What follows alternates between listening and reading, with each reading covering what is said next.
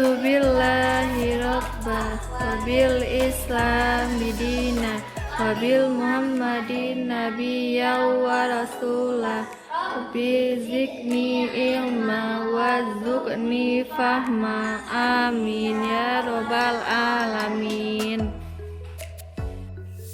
Anak-anak, apa sih motivasi dari kita berinfak? Infakkanlah harta yang kita miliki kepada orang yang membutuhkan bantuan.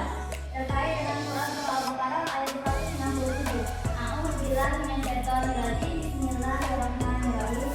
Ya ayyuhalladzina amanu anfiqu min thayyibati ma kasabtum wa mimma akhrajna lakum minal ardh wa la tayammamul khabitha minhu tunfiquna wa lastum bi'akhidhihi illa an tu'minu wa'lamu anna Allaha ghaniyyun hamid. Yang artinya, wahai orang-orang yang beriman, infakkanlah sebagian dari hasil usahamu yang baik-baik dengan sebagian dari apa yang kamu keluarkan dari bumi untukmu. Janganlah kamu memilih yang buruk untuk kamu keluarkan, padahal kamu sendiri tidak mau mengambilnya, melainkan memang memiliki harta atau dasar derajatnya. Dan ketahuilah bahwa Allah Maha Kaya Maha Agung. Sudah kita pelajari motivasi tentang berinfak. Apa sih tujuan dari berinfak? Tujuan berinfak itu yang pertama untuk membantu orang yang membutuhkan, membantu masyarakat yang membutuhkan bantuan dari kita. Yang kedua, kegiatan sosial. Dan yang ketiga, untuk meraih pahala dari Allah. Kita umat Islam dianjurkan berlomba-lomba untuk melakukan kebaikan. Fastabiqul khairat, berlomba-lomba dalam melakukan kebaikan. Silakan disimak hadis yang telah ibu buat. Hadis riwayat Bukhari Muslim dari Abu Hurairah. An Abi Hurairah radhiyallahu anhu anna Nabiyya sallallahu alaihi wasallam qala ma min yaumin yusbihul ibadu fihi illa malakani yanzilani fayaqulu ahadahuma Allahumma a'ti munfiqan khalaqan wa yaqulul khuru Allahumma a'ti mumsikan talaqan. Hadis riwayat Bukhari Muslim dari Abu Hurairah muttafaqun alaih. Yang artinya dari Abu Hurairah radhiyallahu anhu bahwa Nabi sallallahu alaihi wasallam bersabda, tidak ada satu dalil pun ketika seorang hamba melewati paginya kecuali akan datang dua malaikat kepadanya, lalu salah satunya berkata, ya Allah, berikanlah pengganti bagi siapa yang menafkahkan hartanya. Sedangkan yang satunya lagi berkata, ya Allah, berikanlah kehancuran kebinasaan kepada orang yang menahan hartanya atau bakhil.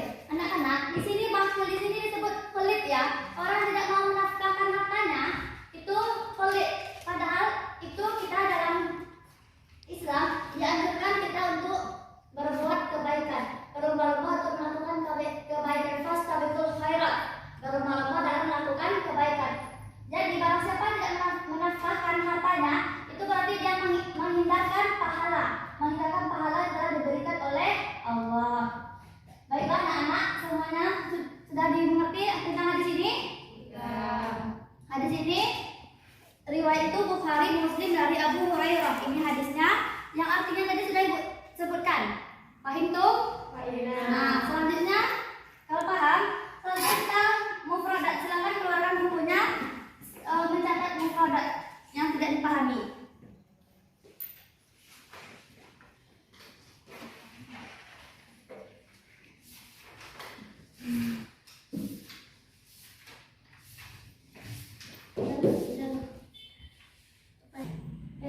Mufradat di papan tulis yang Ibu tuliskan di papan tulis. Setelah Ibu mencatat di papan tulis, silakan anak-anak menulisnya di buku kalian masing-masing.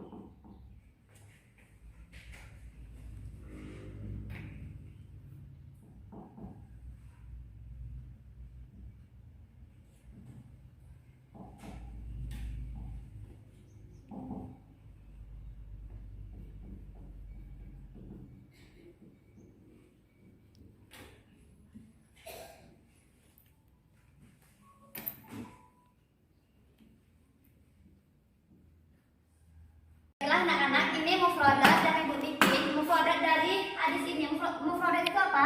Itu dari artinya. Mufradat itu perkataan tidak mengerti. Ini dari hadis yang ini. Ibu bikin di sini yang artinya tidak mengerti. Ma min yaumin, tidak ada suatu hari pun. Yusbihul ibadu fihi, ketika seorang hamba melewati paginya. Illa malakan min yanzilani, kecuali akan turun atau datang dua malaikat. Allahumma a'ti, ya Allah berikanlah pengganti. Munfiqan khalaqan, menafkahkan hartanya. Mamsikan talafan, menahan hartanya. Baik itu anak-anak. Baiklah, setelah yang ibu tulis di sini, silakan kalian buat di buku kalian masing-masing. Dicatat ya, apa yang ada di sini silakan dicatat di buku kalian masing-masing. Silakan ditulis.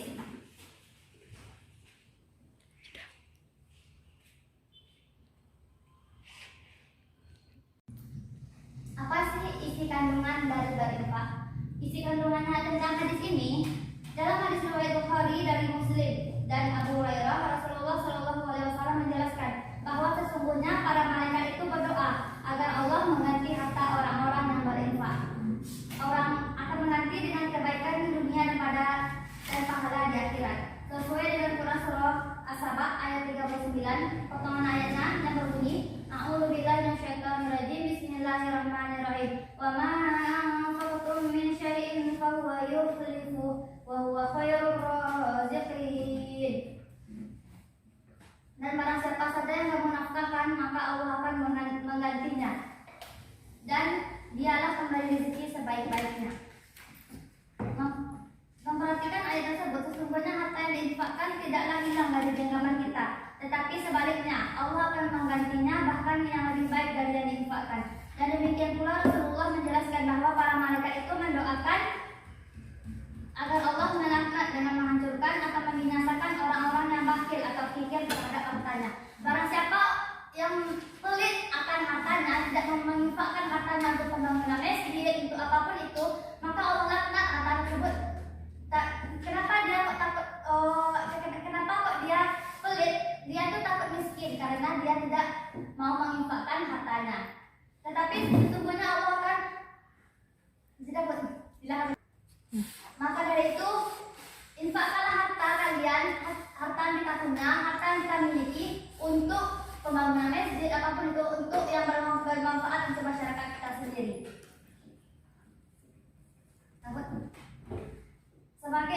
Sebagai orang beriman, yakinlah bahwa doa para malaikat itu pasti akan dikabulkan oleh Allah.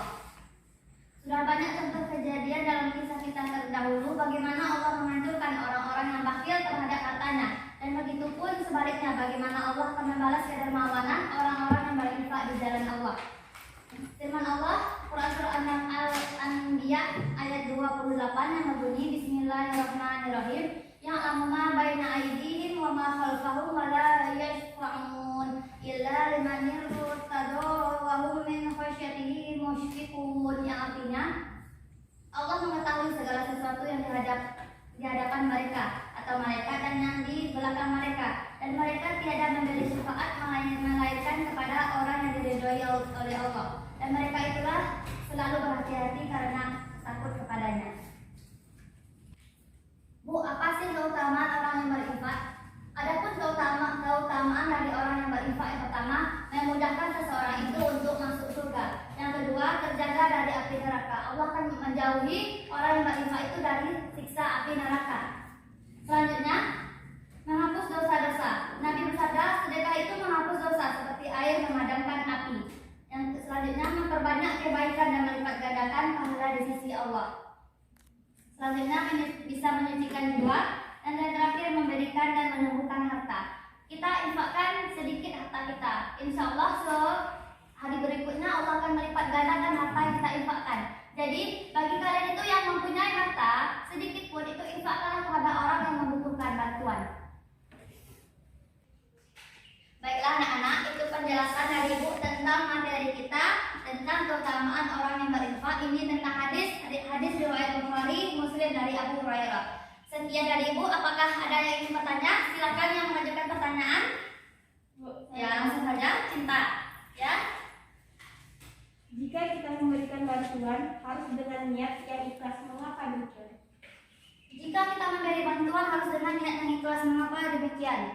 Baiklah, Ibu akan jawab. Karena bantuan dari kita itu kita berikan mendapat ridho dari Allah dan mendapat balasan yang baik dari Allah. Jadi kalau kita memberi bantuan itu kita harus ikhlas karena kita akan mengharapkan imbalan pahala dari Allah dan akan mengharapkan ganjaran berlipat ganda dari Allah. Silakan lagi yang ingin bertanya, silakan. Ada lagi? Ya, langsung. Apa saja syarat barang yang diinfakkan? Syarat barang yang diinfakkan itu yang pertama harus milik sendiri. Kenapa harus milik sendiri, Bu? Karena itu harta pencarian kita, harta yang kita miliki itu kita bersusah payah dengan hasil keringat kita sendiri. Maka dari itu kita harus menginfakkan harta kita dengan hasil kita sendiri. Yang kedua, halal. Bu, apakah haram? Barang yang haram bisa kita infakkan? Tidak, itu tidak boleh. Karena syarat barang yang diinfakkan itu harus halal, tidak boleh yang haram. Haram itu kita udah berdosa, tapi kita mengasih sama orang bantu, kita memberikan bantuan itu dengan barang haram itu tidak boleh. Syaratnya itu pertama milik sendiri, yang kedua harus halal. Jadi kalau kita menginfakkan harta kita itu harus dengan barang yang halal. Yang terakhir itu bermanfaat, berguna untuk masyarakat. Misalnya kita menginfakkan barang atau menginfakkan uang harta kita untuk kepada orang yang membutuhkan, itu dapat bermanfaat. Apapun itu yang barang kita infakkan harus yang bermanfaat untuk orang yang kita infakkan. Apa saja tadi? Pertama, milik sendiri, yang kedua halal, dan yang ketiga bermanfaat. Silakan yang ketiga, ada yang bertanya lagi? Apa contoh perbuatan yang termasuk berinfak? Contoh perbuatan yang termasuk berinfak. Yang pertama, memberi uang atau bantuan untuk pembangunan masjid. Ada orang yang ingin membangun masjid, tetapi orang itu ingin masjidnya itu pokoknya ada yang bersih apa gitu, kita harus menyalurkan bantuan. Kita orang yang punya, kita orang yang memiliki bantuan, kita harus menyalurkan bantuan kepada orang yang membutuhkan untuk pembangunan masjid. Yang kedua, menyisihkan uang yang kita miliki dan diberikan kepada orang yang membutuhkan. Menyisihkan sedikit harta yang kita miliki untuk orang yang lebih membutuhkan daripada kita. Yang terakhir, memberi bantuan kepada orang tertimpa bencana alam. Ada orang tertimpa bencana alam, kita boleh menginfakkan uang atau baju atau apapun itu. Yang penting barangnya itu berguna dan bermanfaat untuk orang yang tertimpa bencana alam. Paham tuh? Ada lagi yang bertanya? Tidak. Nah, Dengan kita berakhir tanya jawab tadi, apakah ada yang ingin ditanyakan lagi? Tidak. Paham semua? Paham tuh? Silakan kalian kerjakan nanti di rumah tugas halaman 25. Dikerjakan di rumah halaman 25, dikumpulkan minggu depan di bagian evaluasi pembelajaran. Paham tuh?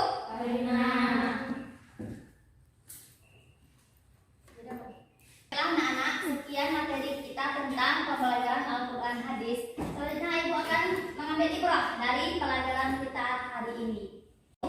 Dengan melakukan banyak manfaat yang akan kita dapatkan baik untuk diri kita sendiri maupun untuk orang yang kita infakkan. Yang kedua, melakukan infak kita telah membantu saudara-saudara kita yang membutuhkan.